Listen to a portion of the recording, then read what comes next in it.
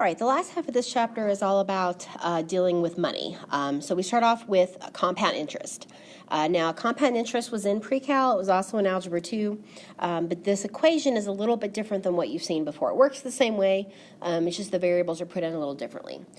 So interest can be compounded in several different ways, including simple interest and compound interest. Compound interest basically means that every so often they find out how much interest you're owed and they add it back to your total. That way they're taking the interest for the next period of time off of a higher amount. Whereas simple interest, they're just going to look at it at the end of a time period. So interest can be compounded annually, so every year, quarterly, which would be 4 times a month, or 4 times a year, monthly, 12 times a year, daily. Also, you can have things like bi-weekly, bi-monthly, biannually, that kind of thing too.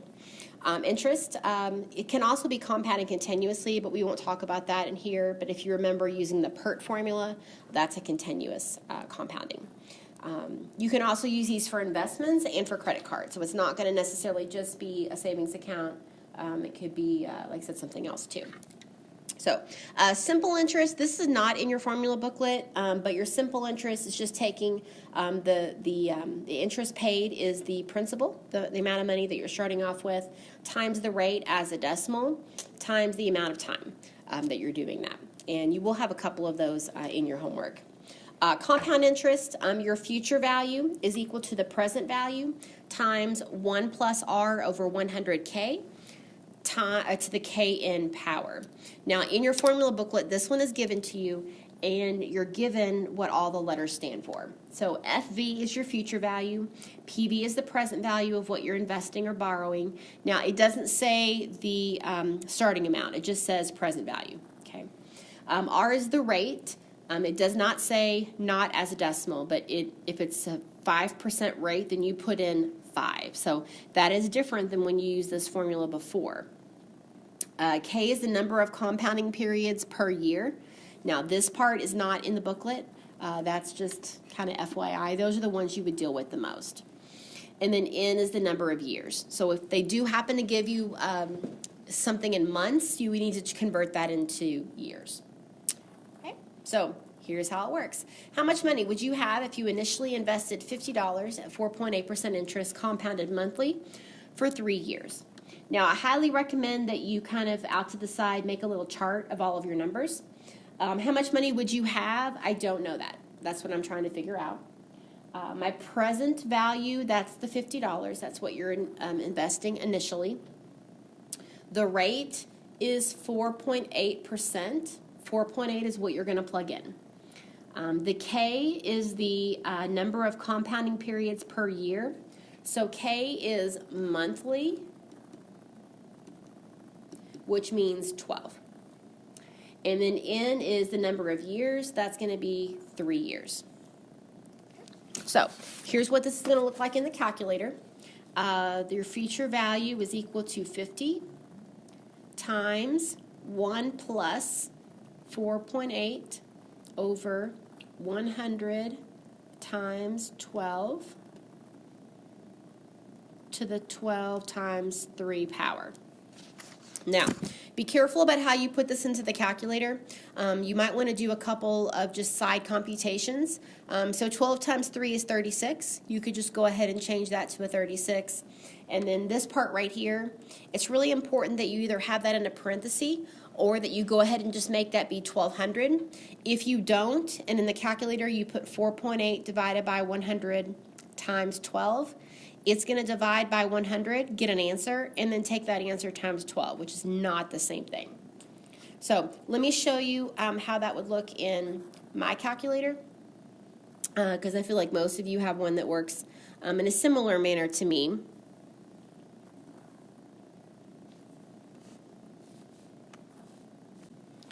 All right, so let's get out of this.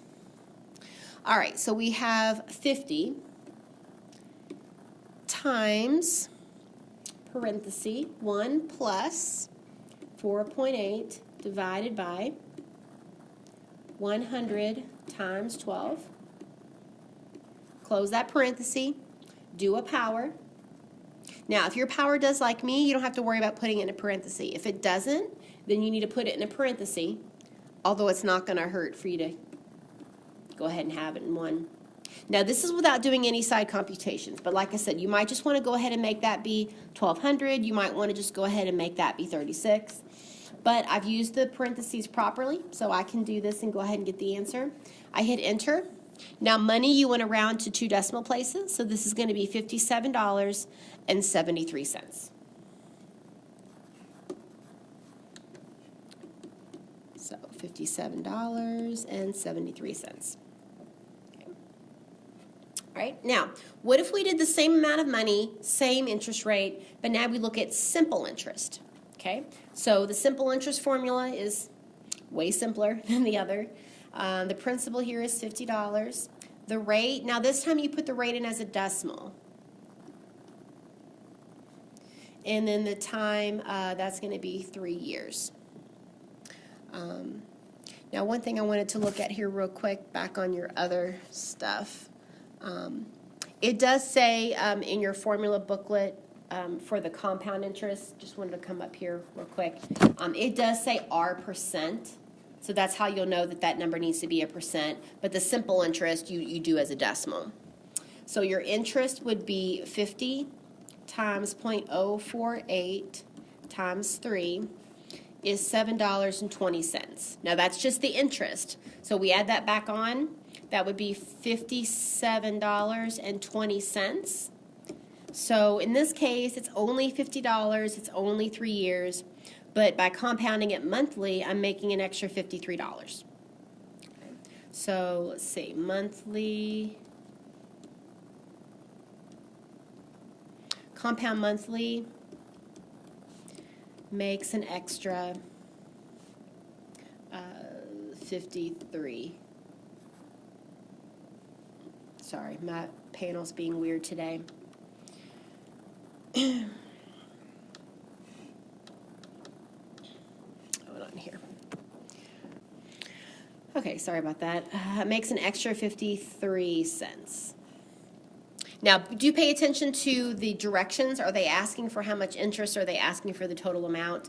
This one says, how much money would you have if you initially invest? So the $57.20 would be my actual answer that they would be looking for. Okay. Next, how much money would you need to invest initially at 12% interest compounded quarterly to end up with $5,000? Okay, so future value, we're going to end up with $5,000. Present value, I don't know. The rate is going to be 12. The K, okay, we're doing quarterly. So that's going to be 4. And then N is 6 years. Okay. So $5,000 is equal to my present value times 1 plus 12 over 100 times 4 to the 4 times 6 power. Now, there's a lot of variables, a lot of numbers going on here. So before you start doing anything, I would just go through and double check that you put all the numbers in the right spot because it's easy to mix them up. Now, we end up with our 5,000 here. Okay. Now, when you plug all of that other stuff in, do it all in one step, you get approximately 2.03 something or other. But don't round that off. Okay, so in your calculator, and I'll show you this here in a minute, we're going to take 5,000 divided by answer. And when I divide by answer, I'm dividing by that decimal. That's going to give me my present value. The present value to 2 decimal places is 2459.67. But let me go to the calculator and show you how that would work. So we're going to start off by putting this into the calculator. And I'm going to go ahead and just put it in exactly the way that it looks. But like I said, if you want to do some side computations, you could do that. So that's going to be 1 plus 12 divided by 100 times 4. Okay. Of course, double check that you're typing these in the calculator correctly. Okay. To the 4 times 6 power. Now again, I don't really need the parenthesis, but if yours doesn't put it up in the air like that, then you have to have it in a parenthesis. Okay, so there's that 2.03 number that I said we would get. Okay, so again, we got the 2.03 number right here. Okay, so now we want to divide 5,000 by that number. So we're going to do 5,000 divided by the number that I just got as an answer. So hit second and the negative key. That's how you get the word answer. Hit enter, and that's the number that we wrote down there, 2459.67, because again, we're doing 2 decimal places. Okay. Alrighty. So this next one here, what interest rate would you need to invest $1,000 in to double your money in 5 years? Assume that you're compounding monthly. All right, so we're investing $1,000, and we want to double our money. So that means that I'm going to end up with $2,000. We're dealing in 5 years, monthly. So that's going to be 12, and I don't know what the rate is. Okay, so we have 2,000 is equal to 1,000. 1 plus, don't know R, 100 times 12 to the 12 times 5 power. Okay, so I'm going to do a little simplification here. I'm going to divide both sides by 1,000 to get that yucky parenthesis by itself.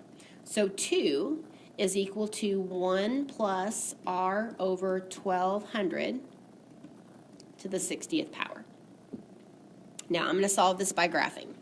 My y sub 1 is going to be 2.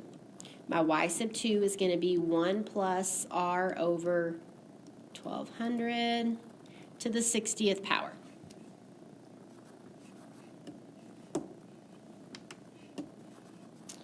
All right, so y equals. Okay, y equals 2. And it doesn't matter which one you have as y1 and which one you have as y2. Parenthesis, 1 plus, okay, I don't want to use an R. I'm going to use an X. When you're in this kind of normal graphing situation here, just always use X's and Y's. So 1 plus X over 1,200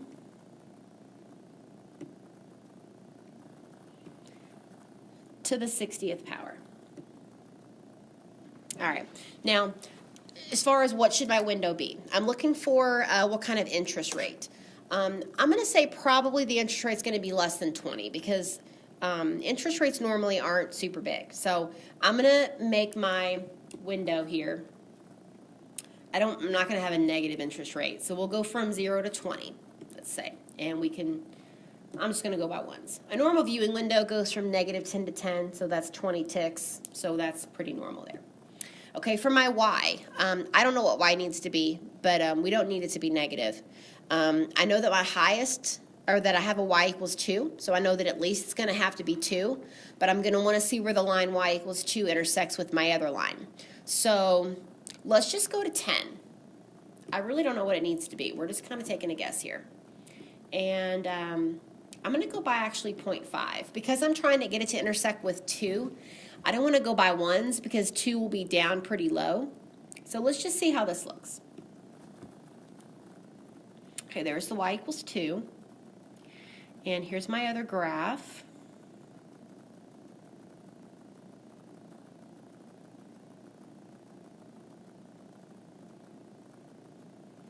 And slowly but surely it's going to cross that line. Now you can see I did not need to make my graph go up as high as I did. But that's okay. All right, so now let's look to see where they cross. So that's going to be go to calculate, which is above the trace button there, intersect. So now let's go over here.